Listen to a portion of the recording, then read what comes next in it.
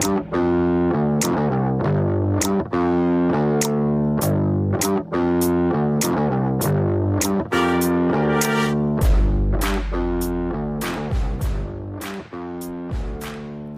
it going, everybody? Welcome to the Poor Sports Podcast.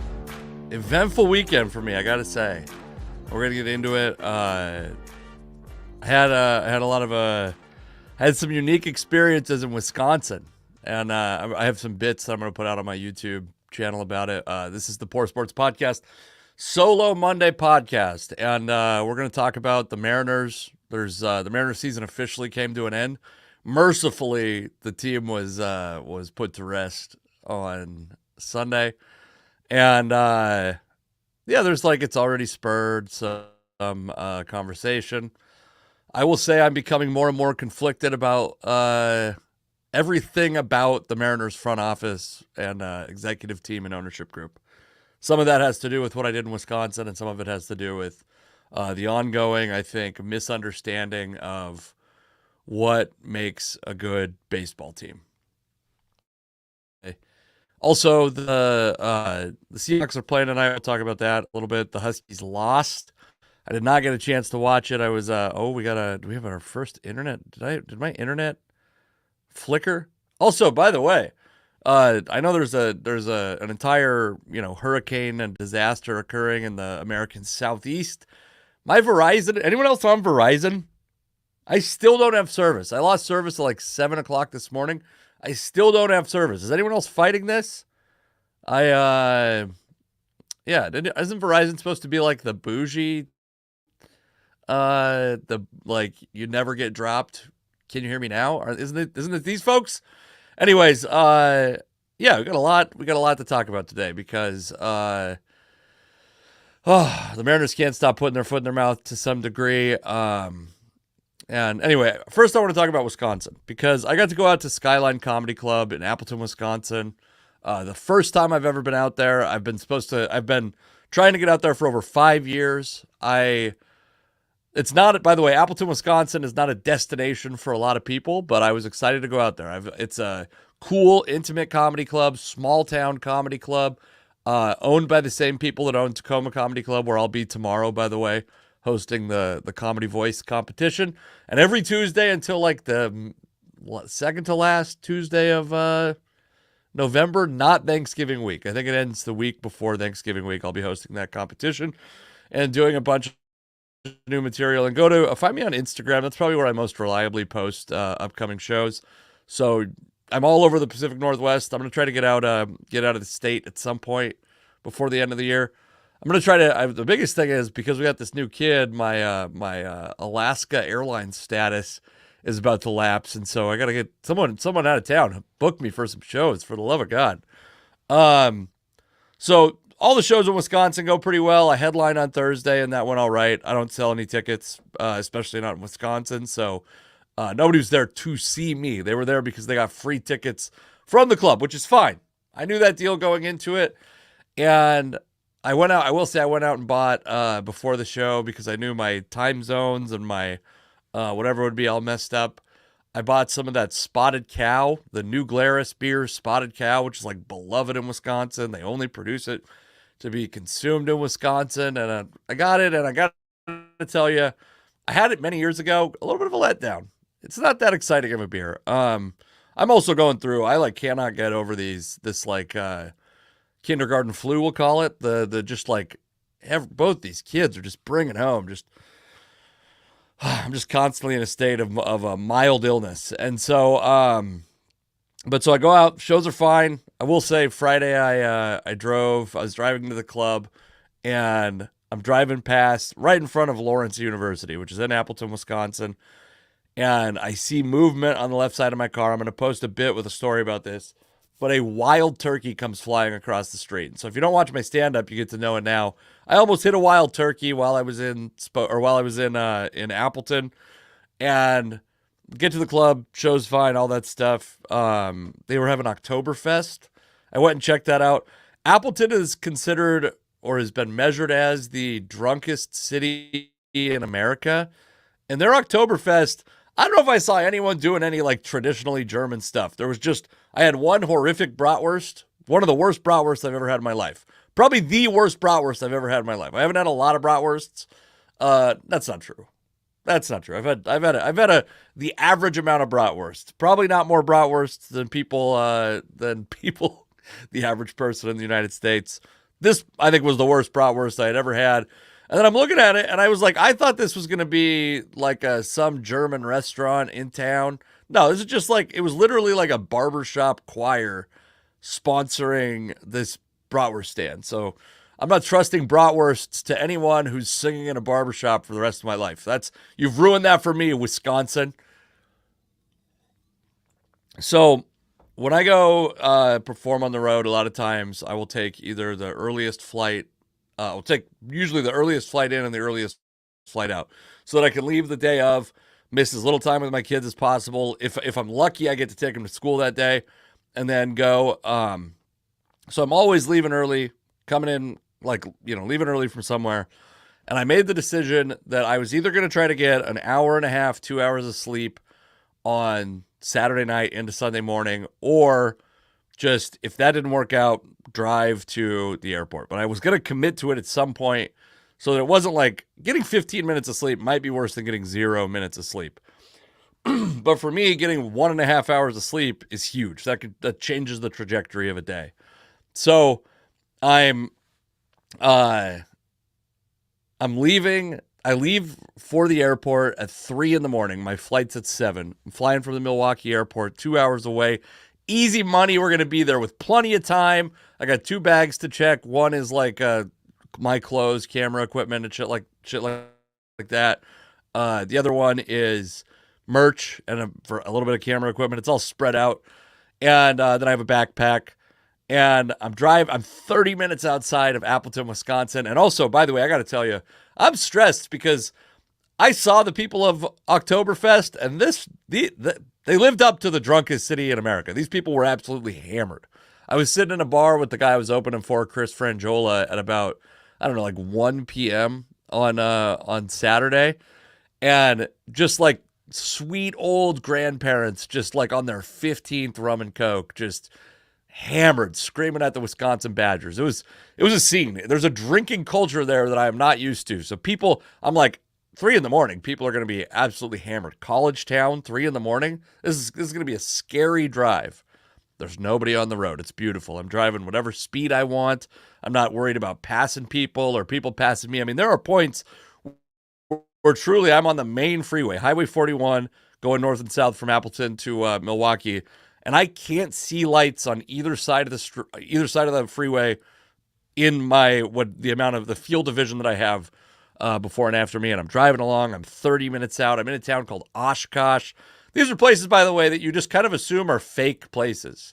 You're like, oh, Oshkosh. I've heard Oshkosh B'gosh. I remember Oshkosh B'gosh. I've heard people talk about Oshkosh. It's like Timbuktu. I know it's I think Timbuktu is a real place. But you're like, it doesn't even sound real. Oshkosh is a real place. It's also a place where I was driving and I see a raccoon coming across the freeway. And just as I'm about to pass him, he squares up my car, hits me straight in the grill of the car, in the grill of my rental car. And I'm like, oh shit, I hit him pretty hard. And I'm looking in the mirror going, is he alive? I'm looking in the rear view, looking in the side mirror. I don't see him. And then I see this motherfucker, this raccoon. I hit this guy going like 55 miles an hour. And I'm like kind of slowing down a little bit. There's nobody around, so there's no harm in slowing down. And I see this motherfucker crawl away. He's off the freeway. He gets off the freeway. I got to assume he died in the woods, but he got off the freeway. He did not die on impact. And all of a sudden, the car starts to slow down, and it won't accept. I'm trying to speed up. It won't speed up. It's slowing down and slowing down. And then there's these warning lights on the dashboard, and I'm going, oh, fuck. So I pull it off to the side, and I'm going to see what's wrong with this car. I did not think that this raccoon was going to be such an eventful part of my day. The moment I hit it, I was like, the first thing I thought was like, good. I hate these fucking animals. Raccoons are bad. I have a pit bull, and I'm like scared of my pit bull encountering a raccoon because they're vicious and just resilient, durable animals. I mean, this raccoon I hit, he might be hanging out with all the other raccoons, making fun of how I couldn't kill him with a 2,500-pound vehicle. So anyway, I pull off the side of the road, and I'm trying to just get the car off the freeway. I can't drive it more than like 4 or 5 feet at a time. I get out. I don't notice there's like no fluids leaking. There's like a little bit of grill damage, but not even very much damage to the car. And I just cannot get this thing to drive. I'm a half a mile from an exit. I can't get the thing to drive. So finally I call. This is, by the way, I left at 3 a.m. for a 7 a.m. flight. I was going to get to the airport more than 2 hours in advance. My plan was to get there, work on like some video editing, get breakfast, have a relaxed experience getting into an airport that I'm not very familiar with. Instead, now I'm calling Alamo roadside assistance. And they go, well, we could swap you out a car. The closest place we have open tomorrow, though, because it's fucking Sunday in Wisconsin and the Packers are playing and church is going. The closest place that's open, Appleton, Wisconsin. And they open at 10 a.m. Well, my flight's supposed to leave at 7. This isn't going to work. So they go, okay, well, we could send you an Uber. And I'm like, great. They go, can you send us your location? They send me a text to send the location. They go, oh, it looks like you're on the side of the freeway. We can't send an Uber to the side of the freeway. Can you drive the car off the road? And we got it took multiple calls to their call center. They got different languages going on and all that stuff, which, get your jobs. I'm not making a political statement here. What I'm saying is I kept explaining that I'm stuck on the side of the freeway and people were not fully understanding what I was saying. And eventually the lady goes, hey, what you got to do is you got to call State Patrol. And you got to get State Patrol to get an officer to come pick you up and take you to a gas station. And then we could pick you up at the gas station. So I call State Patrol. And I've never been in the back of a police car before. I know that may be surprising to some of you. I have never been in the back of a police car before. And the guy pulls up and he goes, he's like, do you have any weapons on you? I'm like, no, dude, I don't have any weapons on me. And he's like, can I search your bag or can you put them in the back? I'm like, first off, I got nothing in there he can't look at, but I'm like, dude, I'm like on a time crunch. Can we just, whatever we have to do where we can do it the fastest, I'm not going to hurt you. And so he searches my, just my backpack, my with the cameras and stuff in it. The other ones, he's like, throws them in the back, and drops me off at a Quick Trip, which is, I don't know, a gas station you find all over the place. I don't think they're in the Pacific Northwest, but they're all over Texas. They're all over, maybe they are in them. I don't know. Anyways, so Oshkosh, Wisconsin. So the rental car company sends me this Uber information. You might be surprised to find out Oshkosh, Wisconsin at 3:30 in the morning on a Sunday, not a hub of Uber. Not a place that's just crawling with Uber drivers. So the first attempt to get an Uber, sit there for like 25 minutes, no luck. I call them back. They're like, okay, well, we'll try to get you an Uber. Let's get you one. And so they get me an Uber, and this dude picks me up, and his car's out of gas. He's got to piss. He's got no urgency, which I end up liking this guy at the end. But you got to know the situation here. I'm getting to the airport. I need to go. We got to get going. And this is, it's a 90-minute ride. And this is, we're like, I don't know, 105 minutes till my flight takes off by the time. So like an hour and 45 minutes. No, that's not right. An hour and, yeah, that is right. What am I doing wrong with this math? No, 90-minute drive, and I was like an hour and 20, or like 2.5 hours, 2 hours and 5 minutes from when I'm supposed to take off. Like the airplane's supposed to take off. And this guy goes and he fills his gas tank and he pisses and comes back. And then I'm like, yeah, by the way, the State Patrol in Wisconsin is adorable, which I know this, I think Wisconsin police maybe aren't the most popular people in the world, but the lady's like, oh, we need you to call us to make sure that you're going to be okay because we're going to be worried about you the whole time if you don't. And I'm like trying not to do a Wisconsin accent accent. But so I was like, hey man, I'm going to just call this lady from the state patrol and let her know I'm in an Uber. And he's like, okay. And then he's just sitting there like fucking scrolling his phone. And he's like, hey man, am I allowed to leave? And I'm like, yes, please go. Get moving. So we start driving. And eventually I'm like, trying to express to him how I want to get there in time. It's basically my now we've got the window down to about 30 minutes between when I arrive and when I am supposed to take off. And then I think about it. I'm like, oh shit, I think there's a deadline when you have to have your checked bags in. And I look it up and it's 40 minutes. You have to have your checked bags 40 minutes. So I start calling Alaska Airlines and I'm like, hey, I'm going to be there a little bit late. Is there any way you could contact these people and say like, please hold it because I'm fucked. It means I have to leave at 2:00 instead of 7 a.m., which means I was on no sleep. I didn't end up sleeping. I'm on no sleep. I am like just stressed out of my asshole.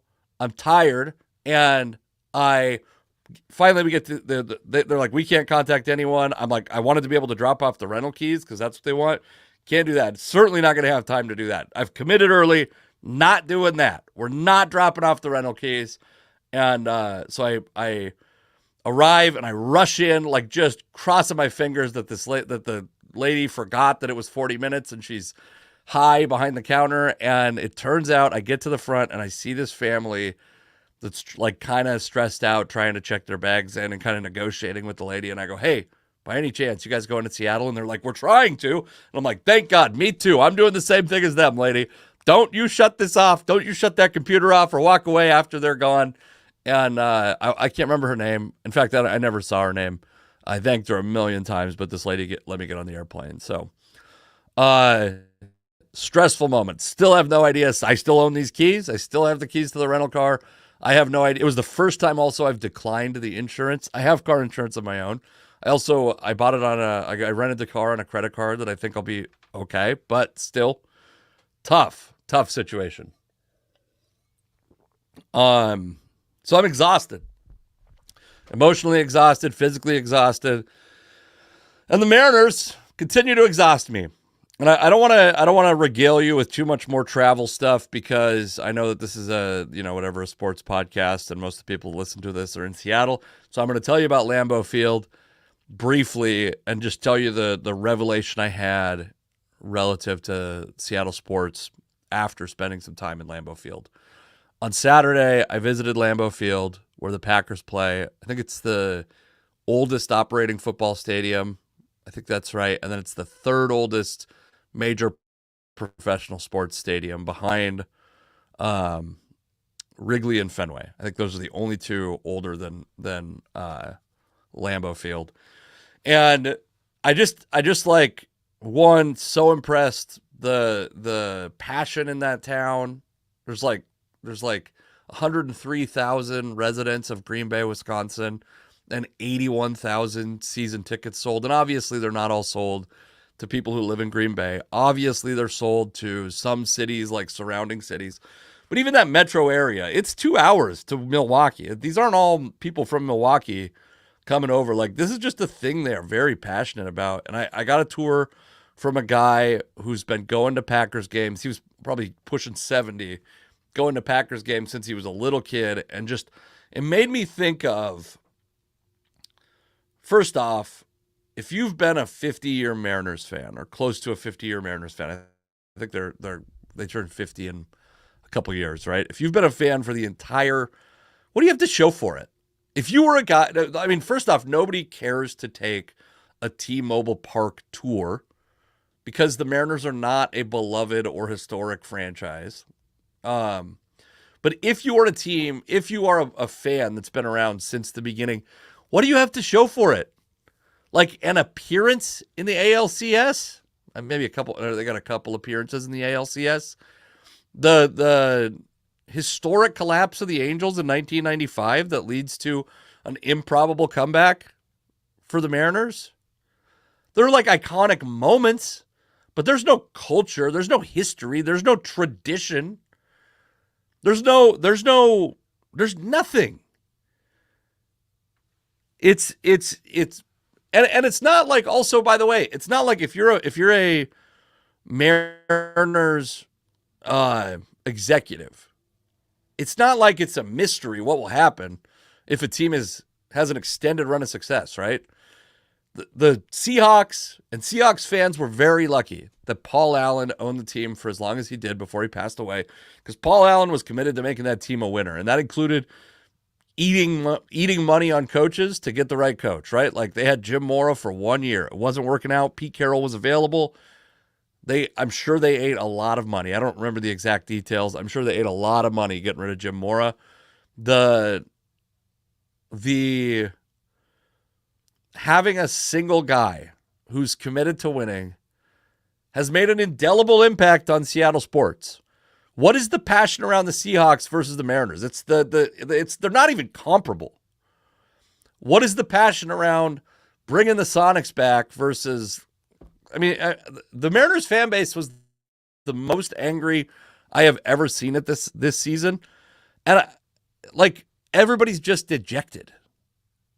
They don't have young fans, and baseball's struggling. That's not all on them, but it's going to be hard for the Mariners to. We're almost 50 years into the franchise's history, and the Mariners have never had elite success. They've never had a run of.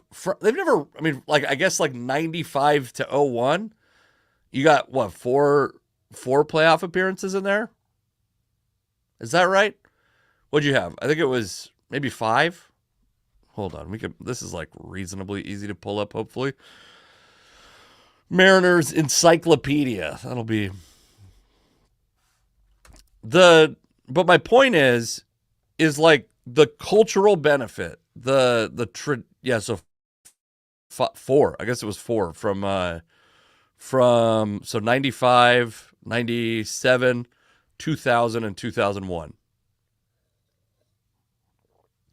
The benefit is huge that the Seahawks have felt. The benefit of being an elite team over the course of, the Sonics at some point made the playoffs almost 20 straight years or something like that, maybe longer. I mean, the benefit is huge. I know the Sonics aren't here, by the way.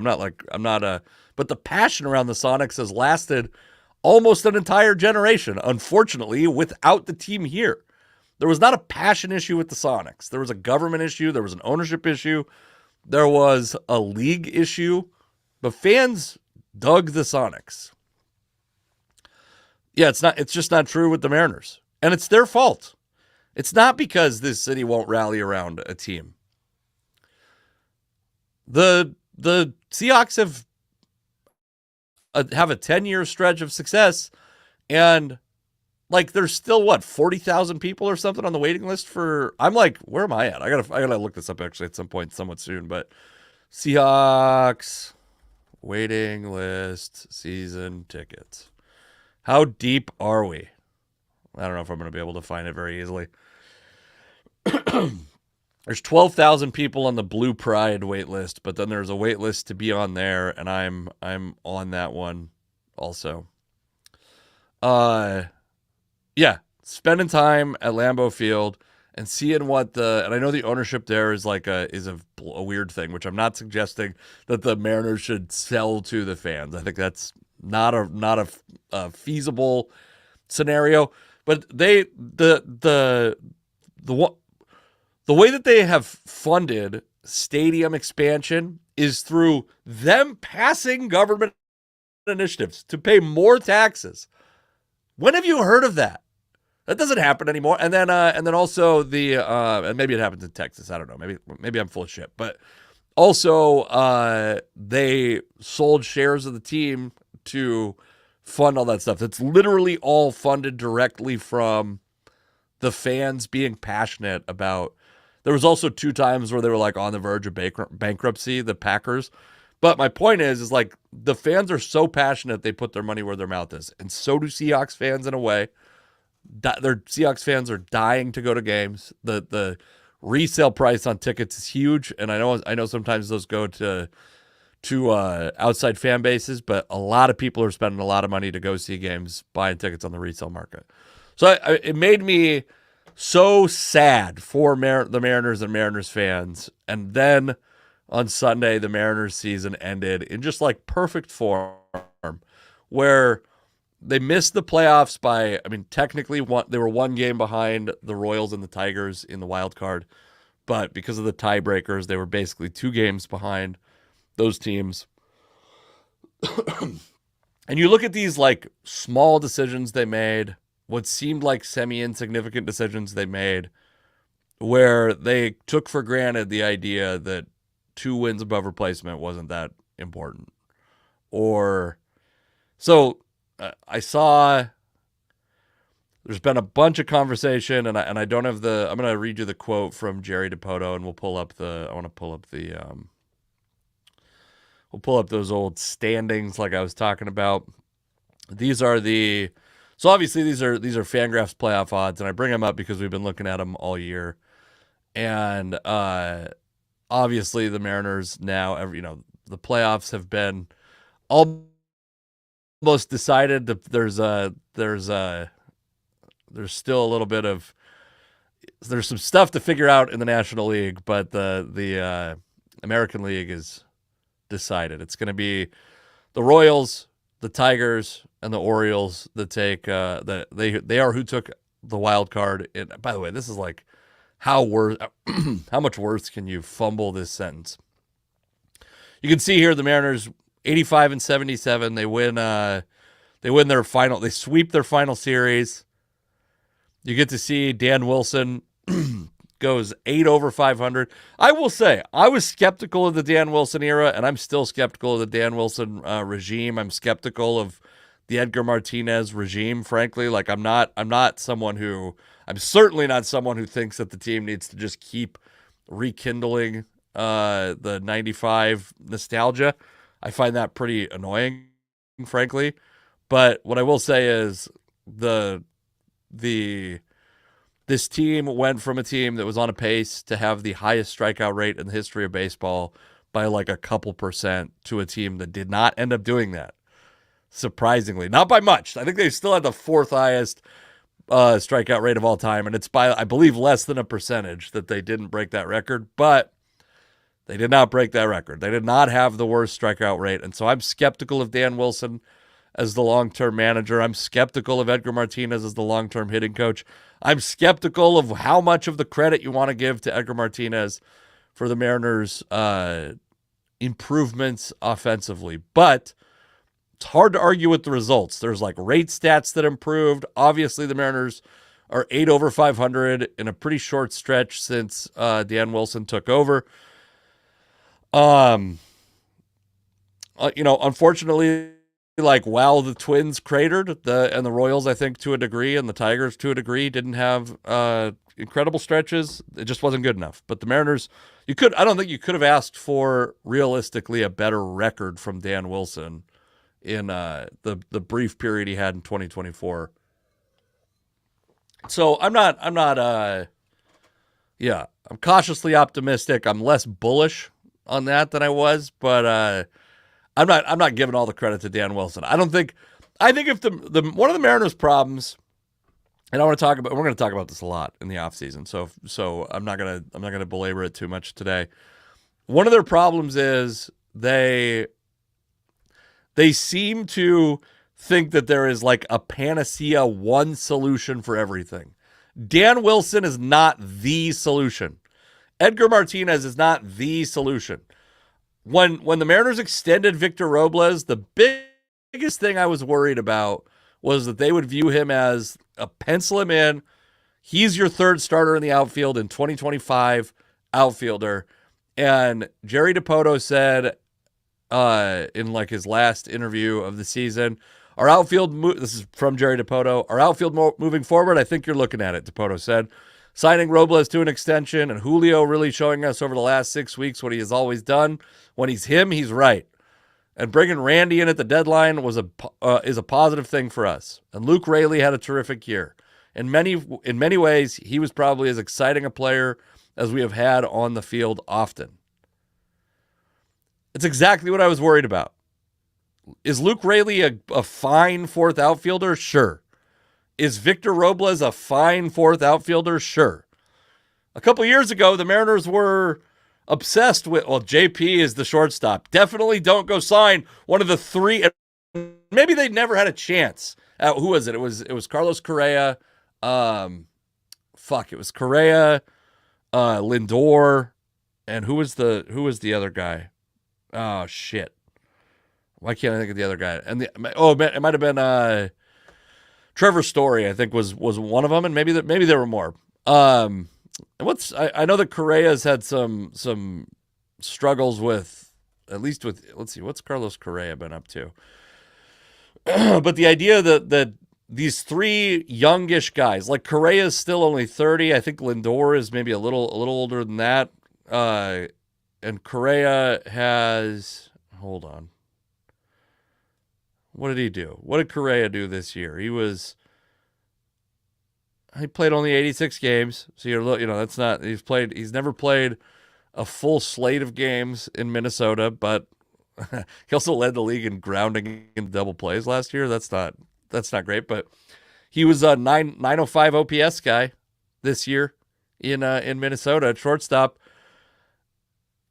And the team was, again, maybe the reason was because they knew they didn't have a shot at one of these expensive shortstops. And so they came in to get what they could out of the situation, which was to give a vote of confidence to J.P. Crawford. But they get obsessed with this idea that they've figured out the way.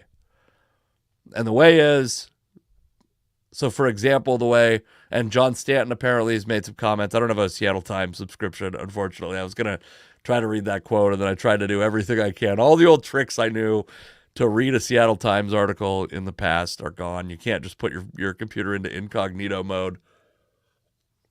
I think you could probably do if anyone knows, by the way, let me know, because I don't, man, it's like $200 a year. What am I going to read it on? This fucking podcast? Yeah. Old John Stanton said that they're not going to go after top free agents, which I will say I don't have a huge problem with it. Like, in concept, I actually agree that building your team through high-priced free agents is not the way to build a successful team if your payroll is not one of the top payrolls in baseball. Obviously, teams like the Dodgers and the Yankees and the Astros even have moved up into that area. Having those kinds of payrolls are probably unsustainable in Seattle. That's true, and that's fine. But the way that you get around having to sign high-priced free agents is to not give up a guy to like Eugenio Suarez. And by the way, I wasn't a big advocate for Eugenio Suarez.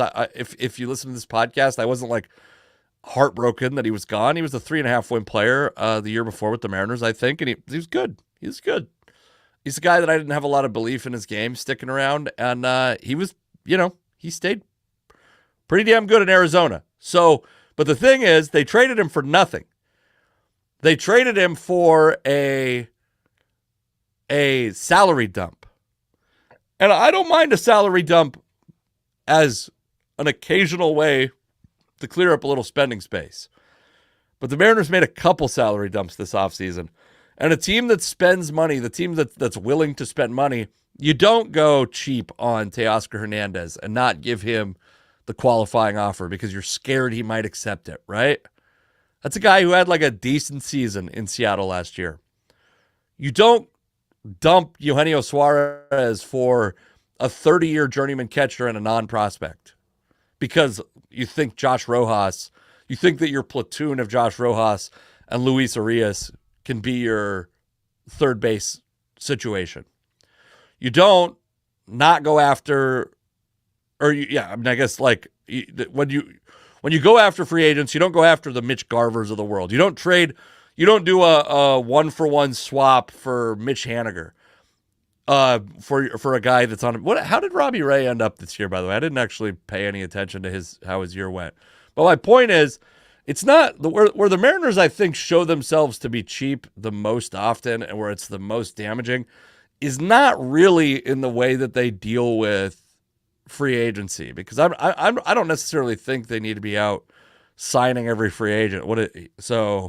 Robbie Ray, 30 innings pitched, 30 and 2/3, 4.7 ERA. What did he do? He pitched all starts. So these are pretty short starts, averaging less than 5 innings per, and but still 12.6 strikeouts per 9 innings. So effective while he was on the field, but not on the field a ton. And yeah, actually like a promising, I would say promising, if abbreviated, season from Robbie Ray, who, what do you get? You get a very bad, but a little bit like more full season from Mitch Haniger. The Mariners lost that trade. That's the reality. I didn't mind the risk at the time. The Mariners lost that trade. Not by a lot, but they lost that trade. The Eugenio Suarez trade, I remember not feeling so bad about it at the time. But yeah, the deal to me is you're a team that doesn't have hitters, and you let a hitter go for nothing because what? He had like a vibes problem. It reminded me a lot of when the Mariners traded Carlos Guillen, and my memory of that, and I'm happy to hear if I'm wrong, my memory of that was they thought he was a bad influence on Freddie Garcia, and that having him on the roster was hurting Garcia. Maybe they were out like doing a little too much partying, whatever. So they traded him for oh my God, was it? It's not Nefi Perez, but it's somebody in that Carlos Guillen trade. Man, it's gonna be bad. Jose Perez. Let's see. Ramon Santiago. Yeah, just a glove-only shortstop. Who, by the way, like a couple years after that, he played 2 years in Seattle. Played a combined 27. This is fucking insane. A combined 27 games in Seattle, and then actually went and had like a platoon, defensive replacement career in Detroit a couple years later. The Mariners have this thing where it's like, if a guy has like a personality fit issue, they will just dump him for as long as someone will take his money. And it seems like they don't care what the value is. Eugenio Suarez, they give up for nothing. Teoscar Hernandez, they give up for literally nothing. Cousin Mike 22, my boy Mike Hansen, who by the way is featuring at Bickerson's Brewhouse on October 19th, opening for Monica Nevi, and I will be hosting, and we have another great comic on the show, said, I just don't see how you compete when you're not spending. Mets and Yankees are over $300 million. We are 148. If ownership really wanted to win, we would. And then he said, so we overachieved and had the 15th best record. I mean, I said all year this is a 500 team, and that pretty much showed to be true. Like they were basically a 500 team. I don't know if the team is a 100-win team with Dan. Let me rephrase that. I don't think the team is a 100-win team with Dan Wilson at the helm all year. I don't think the team is a 100-win team with whoever you think the greatest manager in baseball history is. Casey Stengel, Billy Martin, nobody thought Joe Torre was like some master strategist. They just thought I think they mostly just thought he dealt with George Steinbrenner well. Whoever you think that guy is, Joe Madden, whoever you think that guy is, I don't think that guy's getting this team to 100 wins. You know what I mean? I just don't think that managers have that much of an impact. I'm going to say a thing, and it's the 58th time I've said it, and you can be happy or mad about it. This team does not understand, and especially the fan base does not understand the impact that the ballpark has. So when you talk about spending $300 million, who are you going to spend it on? Who's going to come here and sacrifice the rest of their career, essentially, to be a Mariner and the Mariners, do they want to go sign guys to 10-year deals? Do you think that the Robinson Cano deal convinced them that that's a good idea? Here's a stat for you, because a lot of people keep throwing out these things. I saw like the Mariners starters had this many quality starts, and the average team had this many quality starts, and that means that blah, blah, blah. Quality starts and ERA are not park adjusted. Here's one for you. and I guess every week I could just give you a park adjusted stat to give you like an understanding of the impact of Safeco Field. At home, the Mariners' batting strikeout rate. We talked about strikeout rate, how they snuck under the all-time worst strikeout rate for a team on offense. Their at-home batting strikeout rate was 28.4%. That was worst in the league for home teams. Also, I think my internet might be, let me know how bad if my internet's going in and out. We got problems network-wise, it looks like. So let me know if I'm having problems, and I'll go back and repeat stuff. Worst in the league in home batting strikeout rate. On the road, where they're dealing with the average of all stadiums and not the T-Mobile Park hitter's eye, 25th. Still not great. They were at 25.3% on the road. Their pitching strikeout rate at home, meaning, and this is against the entire league, an average of the entire league, 27.2%. Best in all of baseball. Their road strikeout rate for their pitchers, 21.6%. 21st in baseball. Bottom third. That's for their whole pitching staff. It's not for just their starters. But my point is, the ballpark is impacting a lot about the Mariners' offense and defense. And it's so intellectually dishonest to give the pitching staff to just go like, well, the pitching staff is so great. The pitching staff is really good at preventing runs. In T-Mobile Park specifically, not as good outside of T-Mobile Park. They're like a closer to middle of the pack. I don't even think they're close to middle of the pack, but they're especially the starters. But they're not like this like historically good. Again, they're not this historically good pitching staff. In reality, and on the road, it really shows if you look at the road splits. But it's intellectually dishonest to go, oh, the offense, the Mariners' offense struggles in T-Mobile Park and opposing offenses struggle in T-Mobile Park. But there's no way it could possibly be impacted by the park. It's got to be the Mariners' offense is bad and the Mariners' pitching staff is historically amazing. It's just not the case. The ballpark's going to impact a lot. I'd rather see them spend $3 million fixing the batter's eye and making it so that opposing free agents or free agents in the future aren't going to have to take like a career-ending contract, a fucking blood oath to come here. You remember Robinson Cano? My memory is that the Mariners not only had to pay like a significant premium, but that's even when you factor in that there's no state tax in Washington. Seattle, from a financial perspective, should have to pay less money than any other place, or than any place that's not in Florida or Texas, where there's also no state tax. They should have the same tax advantage as Florida and Texas, and they don't, because nobody wants to come here and ruin their career. The only way you're going to get a premium free agent is, at this point, is to find either someone who does not give a shit about their long-term legacy, and is that a guy you want to spend $300 million on? So a guy who's not concerned with making it to the Hall of Fame, a guy who doesn't care about career numbers, or to severely overpay.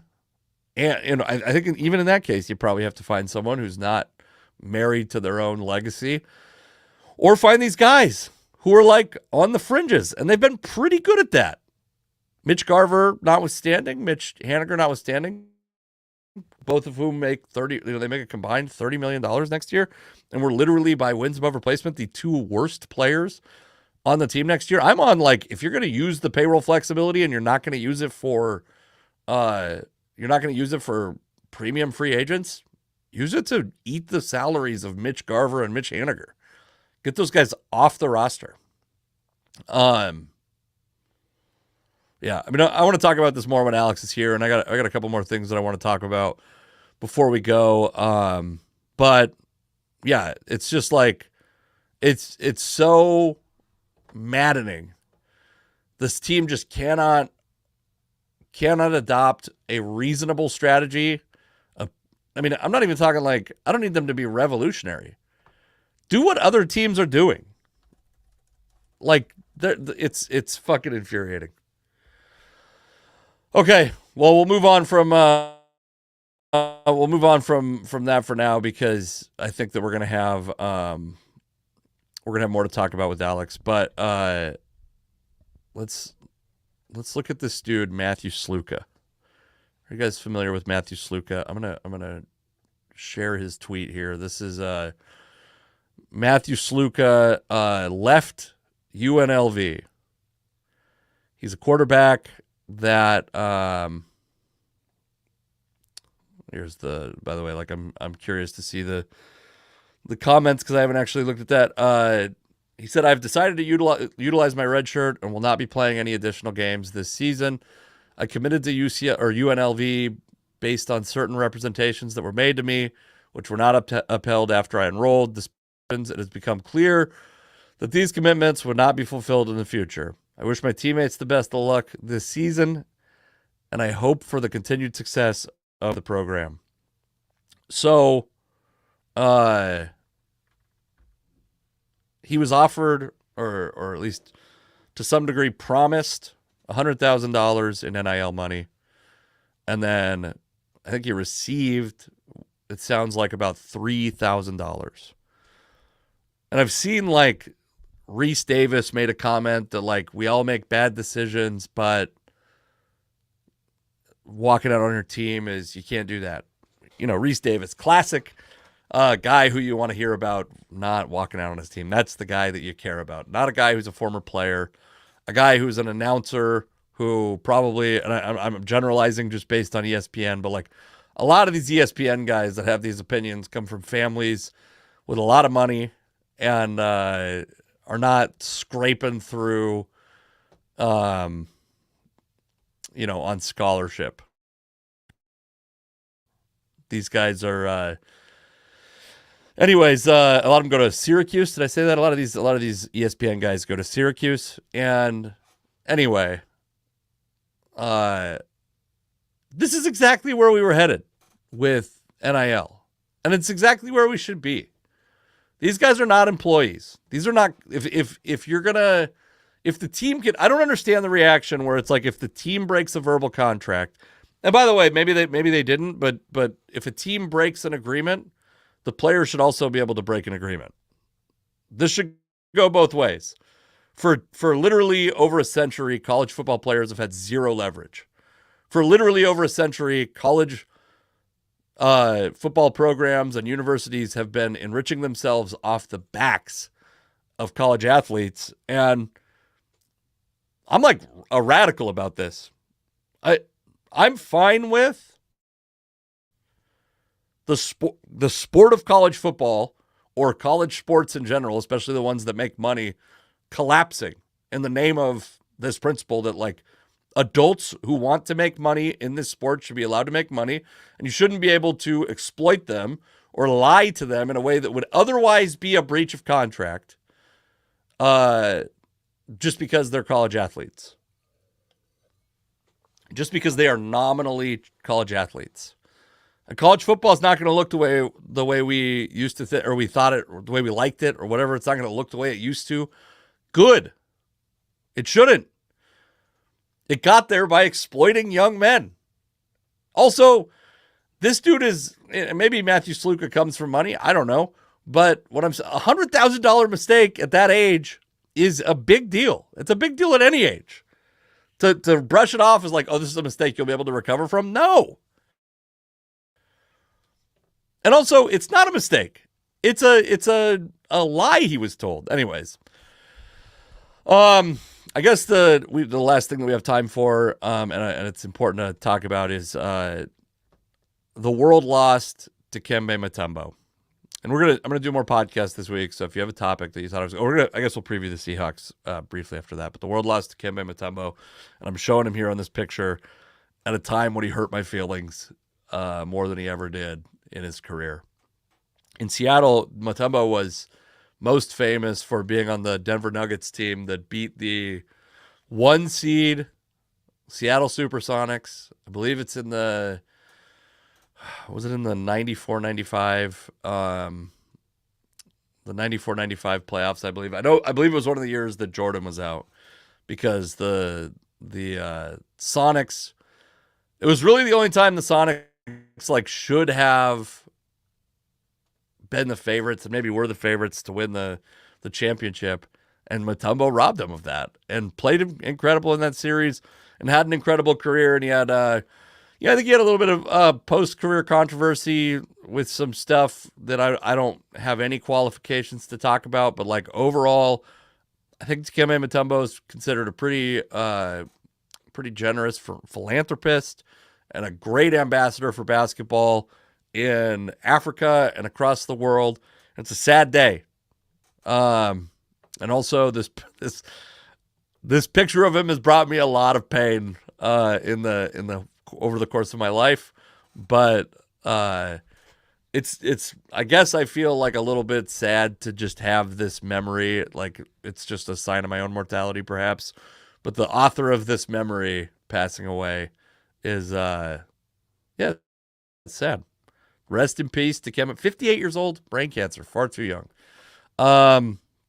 Okay, so the Seahawks are we'll get over to that. Do I have that on a window? Yeah, we'll get that this article up real quickly. Seahawks are a 4-point underdog to the Detroit Lions in Detroit, and of course they're going to be without Boye Mafe, Byron Murphy, Leonard Williams. I think those are going to be pretty big. Those are going to be about as impactful as you could have on the defense absences. And I think Jared Goff is a very good quarterback if he's given time. And it seems like he might be given time. He's also a very good quarterback if he's not asked to throw the ball 50 times a game. And from a selfish perspective, I need Amon-Ra St. Brown to score about 800 points for me to win important fantasy matchup for me. But I think this is the first game. First off, this is the first game that's like a true test of where the Seahawks are. If the Seahawks win this game with those absences, with those guys missing, if they come out of this game the victors, I think your opinion of this season changes. Because first off, you're now like talking about the scheme versus the personnel and how elite that scheme could make the Seahawks. Also, presumably you'll be talking about an offense that had some success. And if a passing offense is ever going to have success, I think against the Lions and in an indoor setting, this is the spot. So it's an exciting game to watch. I'm a little nervous about it. My optimism is not super high, but this is it. This is like the first test. 4 points. I'm actually surprised with the injuries that it's only 4 points. If I was a betting man, and I have not made any bets so far this year, except for I think they had really good odds, especially now that they're 3-0. The odds of the Seahawks winning the Super Bowl, I got them at like 80-1 or something like that, and like 37-1 to win the NFC. Like, I feel very good about that at this point on those odds. I'm not saying I feel that they're going to do it, but I bet you the odds are significantly less friendly right now. I think the Lions are a good team. If the Seahawks come out of this losers, I will not be surprised. I don't think it changes my view of where this team is, but if they come out as the winners of this game, you just got to start talking about them as one of the best teams in the NFC, I think. Okay. Come see me tomorrow. I'll be at the Tacoma Comedy Club voice competition hosting. It's like 20 newer comedians all compete. It's free to get in. 20 new comedians competing for a spot in the finals of this competition where they become club regulars. It's pretty cool. If you watch it week to week, you can start to really get like some favorite local comedians to root for and to follow after the contest. And come see me and a bunch of my friends at Bickerson's Brewhouse on Cousin Mike says come root for him. It's a big promoting Cousin Mike shows, Mike Hansen shows, it turns out, show we're doing today. come on out for that. Thank you, everybody. I'm gonna hopefully be back here a couple more times this week. We'll see how many. It's not certain yet, but I was inspired by my time working with Chris Frangiola, who makes a lot of fucking money on his podcast and does a podcast 4 days a week. And that's what I would love to do with sports. His is just like general news and funny stuff. So please give me your thoughts on that. Thank you for listening to this podcast, this episode. And, find the podcast wherever you get podcasts. Give us a review, subscription, whatever the fuck. I love you. I don't even really love you that much. I like you enough. Bye.